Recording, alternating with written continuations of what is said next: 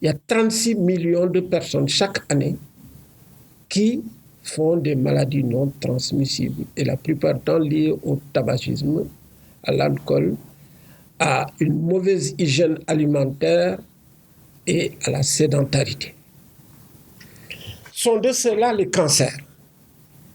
Et les cancers, aujourd'hui, dans le monde, représentent 18 millions de nouveaux cas chaque année, avec près de 10 millions de décès chaque année dans le monde.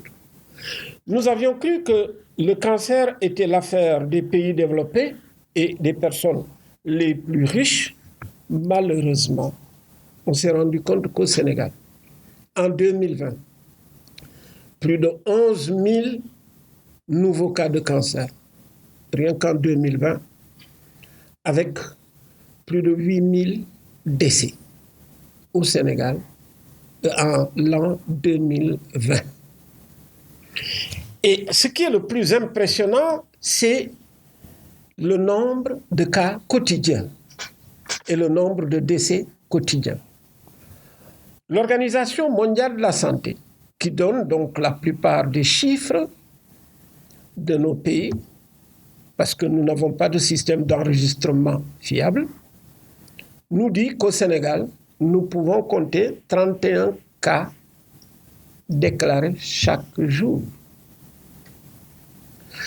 Et l'Organisation mondiale de la santé dit, parmi ces 31, 21 décèdent chaque jour en 2020. À titre de comparaison, le Covid, en moyenne, en 2020, c'était 202 cas quotidiens et 5 décès quotidiens. Le plus grave, il n'est pas là. Le plus grave, c'est que si nous ne faisons rien dans 20 ans, alors la situation sera beaucoup plus catastrophique.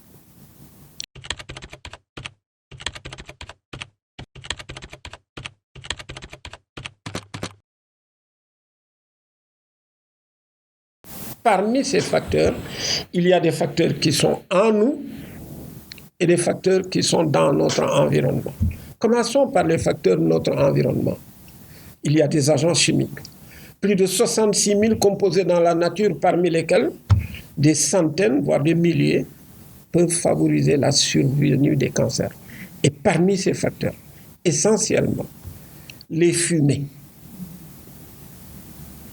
À chaque fois qu'on entraîne une combustion, on dégage des hydrocarbures qui sont des cancérigènes très puissants. Que cette fumée vienne de la cigarette, qu'elle vienne du tchouraï, de l'environnement intérieur, qu'elle vienne du bois, du charbon, des usines, des voitures, etc. Quelle que soit l'origine de ces fumées, elles sont des facteurs de risque. Il y a bien sûr d'autres facteurs environnementaux chimiques qui sont les pesticides que l'on rencontre dans notre environnement et surtout dans l'agriculture et dans notre alimentation, qui sont des facteurs de risque.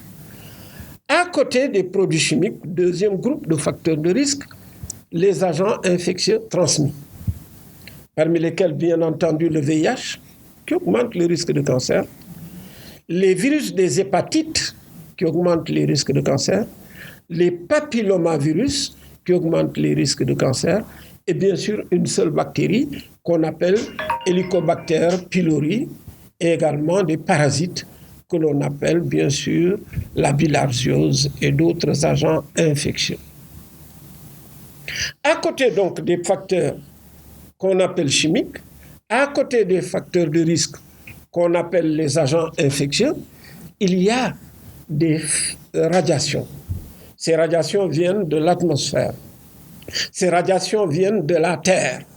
Ces radiations se concentrent sur nos environnements domestiques et ce sont ces radiations qui, dans certaines situations, favorisent la survenue des cancers. À côté des facteurs donc, qui sont hors de notre corps, qu'on appelle des facteurs environnementaux, il y a bel et bien des facteurs qui viennent de notre milieu intérieur, c'est-à-dire de l'intérieur de notre corps. Parmi ces facteurs, ce sont des facteurs héréditaires.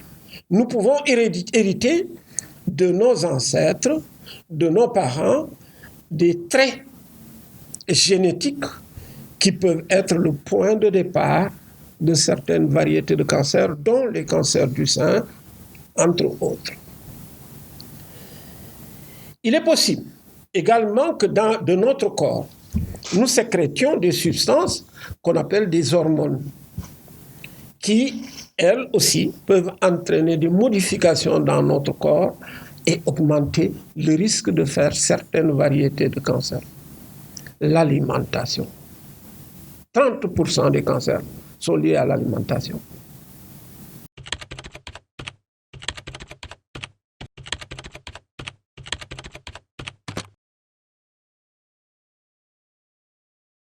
Le président Macky Sall a fait énormément de choses.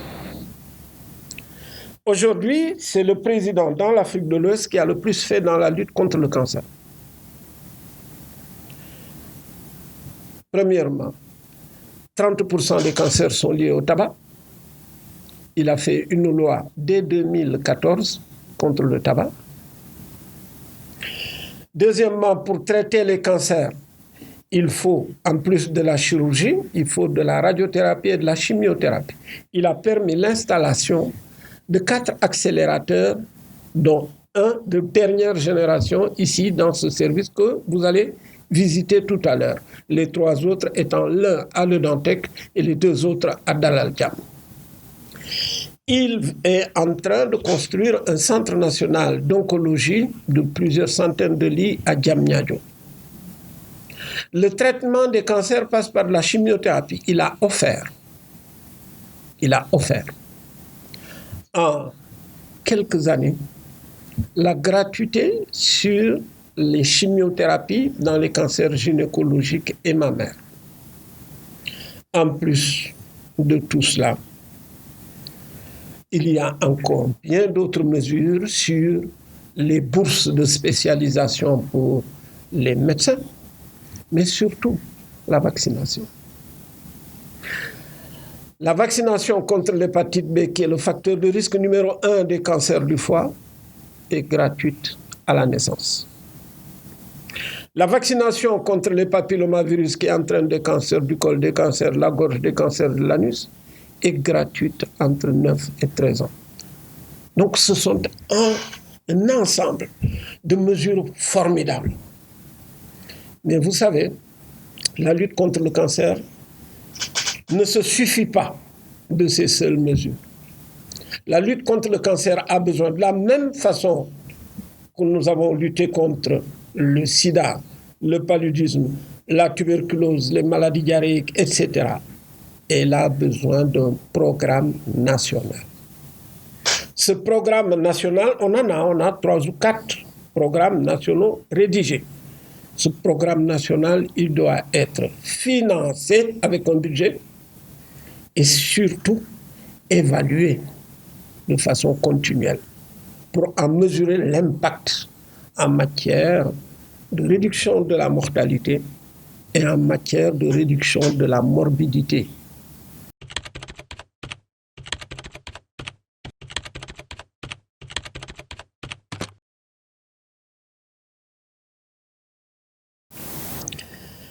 Alors, j'ai frappé à la porte de Macky Sall un jour de Tamkharit en lui disant, voilà le projet que nous avions. Et ces projets de centre, nous l'avons commencé à Dakar avec l'aide du président Macky Sall, qui nous a donné ce site, 2000 m² sur ce site. Non pas tant pour la belle vue que vous avez, mais surtout pour la structure rocheuse du site qui permettait une radioprotection naturelle. Ceci permettait de diminuer de 30% les coûts de construction du centre, mais également pour l'accès à la fibre optique qui arrive là, devant cette mosquée de la divinité. Et donc, ceci devait être un des premiers maillons du hub de centre qui a été construit et qui est doté de la dernière technologie de radiothérapie que vous visiterez tout à l'heure avec les radiothérapeutes et qui vous expliqueront. Mais nous nous sommes également dotés d'une unité de chimiothérapie que vous verrez et qui permet des soins dans une atmosphère apaisée. Et vous verrez que tout ce que nous faisons, nous essayons de nous rapprocher le plus possible du confort qu'exige cette maladie. Mais nous ne nous sommes pas arrêtés au Sénégal. Le hub, il faut le construire. Et c'est ainsi que, de fil en aiguille, nos partenaires ont réussi à amener dans le hub 5 à 6 centres en France et au Luxembourg, un centre au Rwanda, un centre à Lomé au Togo, et nous envisageons en Afrique de l'Ouest d'aller plus loin en Côte d'Ivoire et en Guinée. Si bien sûr les partenaires ouest-africains sont d'accord avec nous, nous irons également au Cameroun et au Ghana. Bien sûr, nous n'avons pas réussi à nous implanter au Bénin, mais nous sommes en pourparlers très avancés avec la République centrafricaine. Et donc, nous irons plus loin. Nous irons plus loin en Éthiopie, c'est en cours. Nous irons plus loin en Afrique du Sud, c'est en cours.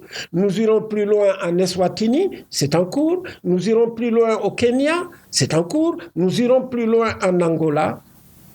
Et l'objectif, c'est de faire 44 centres interconnectés en Afrique subsaharienne.